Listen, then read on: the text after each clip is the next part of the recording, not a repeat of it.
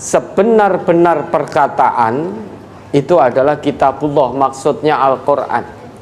Karena maka Quran itu la raiba fih, jangan diragukan sedikit pun isi Al-Quran, karena pasti benarnya Quran itu, tidak mungkin salah.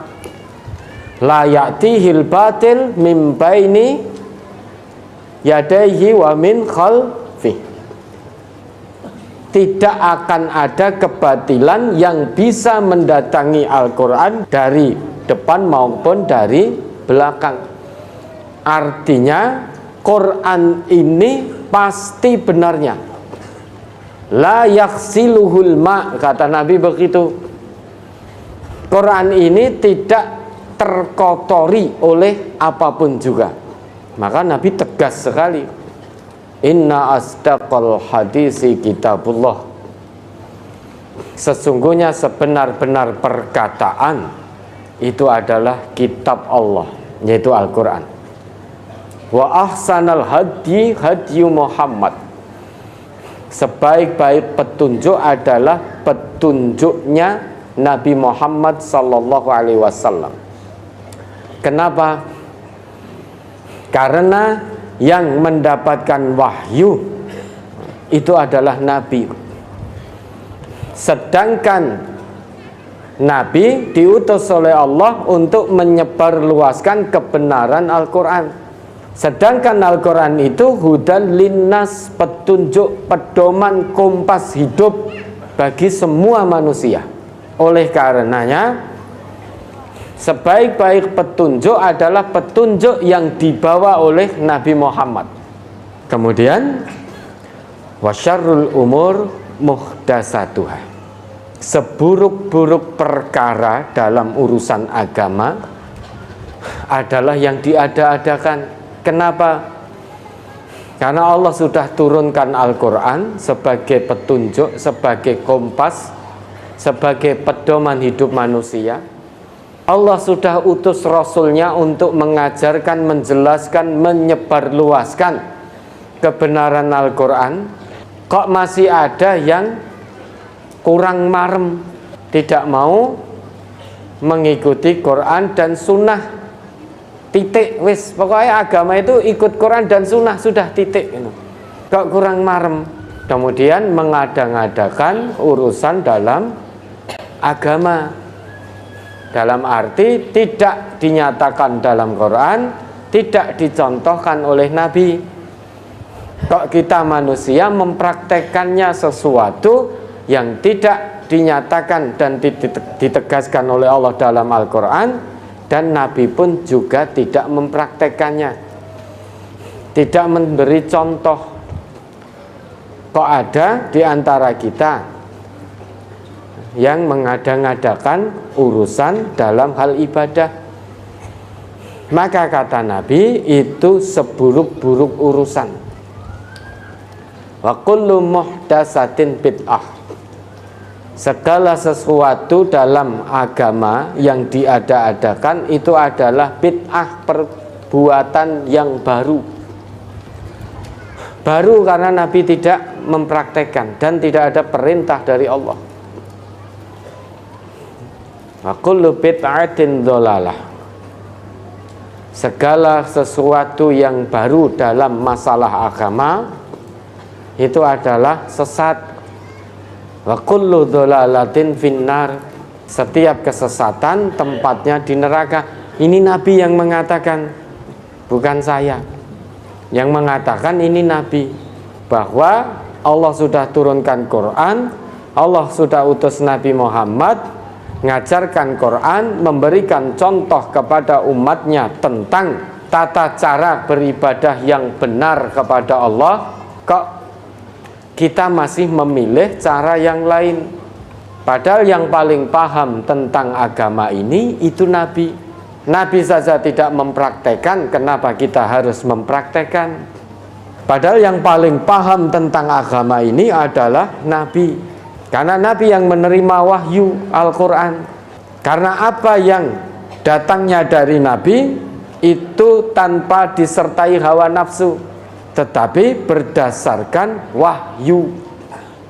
Wa ma yantiqu 'anil hawa in huwa illa wahyu yuha.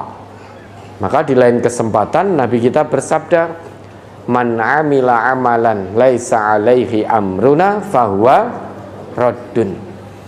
Barang siapa yang melakukan satu amalan yang tidak ada perintahnya dari kami, fahuwa raddun, maka amalan itu tertolak. Ini Nabi, lagi-lagi Nabi yang menegaskan. Sebetulnya kita beragama ini mudah kok. Bagaimana tidak mudah? Coba ya, kita diciptakan oleh Allah ini tujuannya untuk beribadah kepada Allah.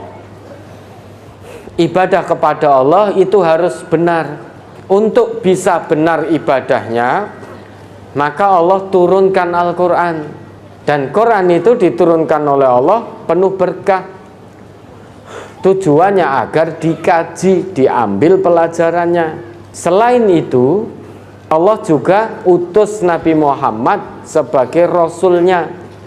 Untuk apa? Untuk mengajari manusia cara peribadahan, cara beribadah, cara menyembah yang benar kepada Allah. Biar manusia itu tidak keluar dari esensi tujuan penciptaannya. Kalau Quran tidak Allah turunkan, Nabi Muhammad tidak Allah utus, maka kita tidak paham bagaimana cara beribadah yang benar kepada Allah. Padahal Allah tegaskan, wa ma khalaqtul jinna wal insa illa liya'budun. Jin dan manusia tidak aku ciptakan melainkan agar mereka beribadah kepadaku.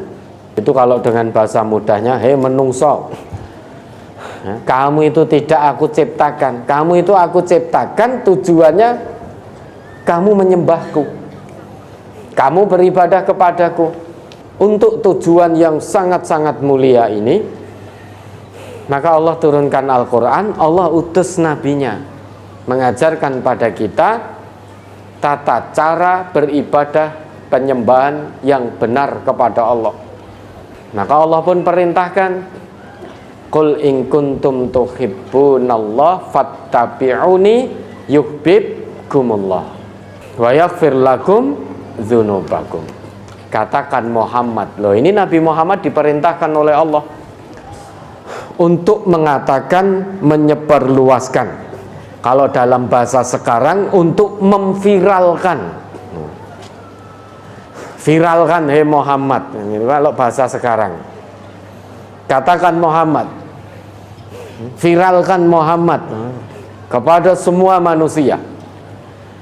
Jika kamu itu, hei manusia, sungguh-sungguh mencintai Allah, fattabi'uni, ikuti aku, yaitu Nabi. Kalau kita ingin mendapatkan kecintaan dari Allah, ada caranya.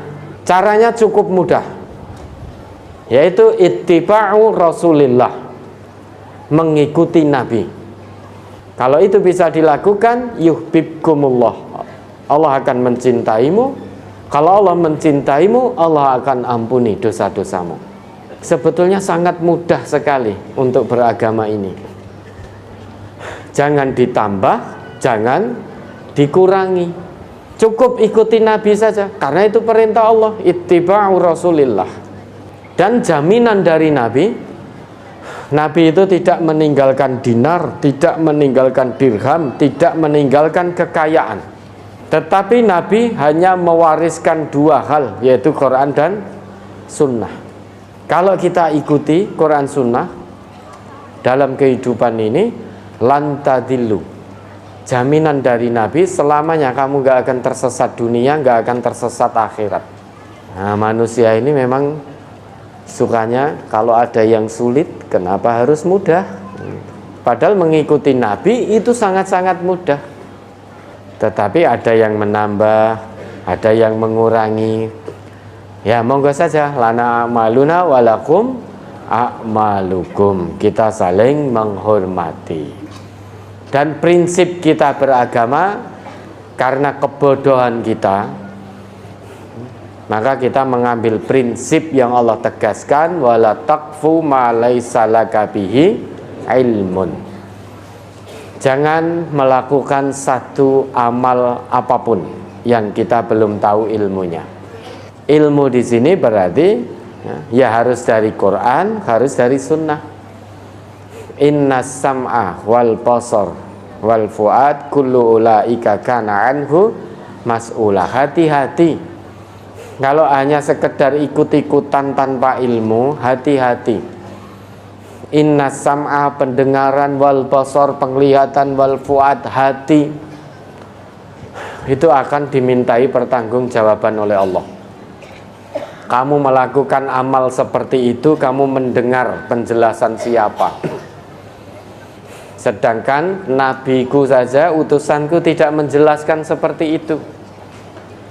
Dan tidak kamu temui dalam peninggalan nabiku. Kok kamu mengerjakan seperti itu? Kamu mendengar keterangannya siapa? Kamu melakukan hal itu, kamu melihat perbuatannya siapa? Gek sopo sing mbok elu-elu kuwi. Hatimu condong pada perbuatan itu. Kok bisa kamu lebih yakin dengan satu perbuatan yang kamu sendiri belum pernah tahu ilmunya, ning kok ngamalke? Sedangkan ilmu yang sudah kamu tahu dari Quran dan Sunnah itu pun masih belum diamalkan.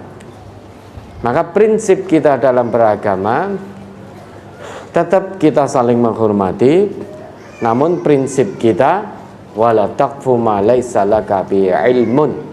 Kita tidak akan melakukan amalan apapun yang kita belum tahu ilmunya. Karena biar bagaimanapun juga al-ilmu qoblal amal. Ilmu sebelum beramal. Al-amal ba'dal ilmi. Amal sesudah ilmu. Dengan kata lain, beragama kita yaitu mengamalkan dalil, bukan mendalilkan amal.